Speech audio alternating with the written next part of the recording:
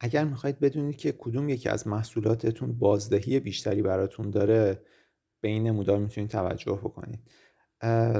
اینجا توزیع فروش محصولاتتون با توجه به مقدار و تعداد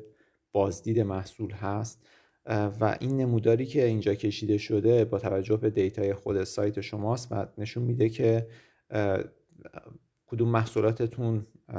به طور میانگین نرمال دارن فروش میرن و کدوم محصولاتتون بازدهی بیشتری یا کمتری دارن. مثلا اون مواردی که بالای نمودار قرار دارن بازدهی بیشتری دارن و با تعداد کمتری بازدید فروش بیشتری رو ثبت کردن و اونایی که پایین نمودار هستن به همین نسبت بازدهی کمتری دارن و شما میتونید اگر میخواید فروش سریعتری رو تجربه بکنید میتونید روی محصولاتی که بالای نمودار قرار دارن تمرکز بکنید. البته ممکنه که به دلیل یک کمپینی باشه که جدیداً برگزار کردید و میتونید اگر حالا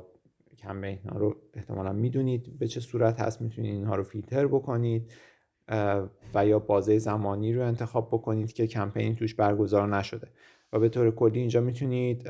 دید بهتری نسبت به محصولاتتون به دست بیارید و خب اینجا هم میتونید با زدن این دکمه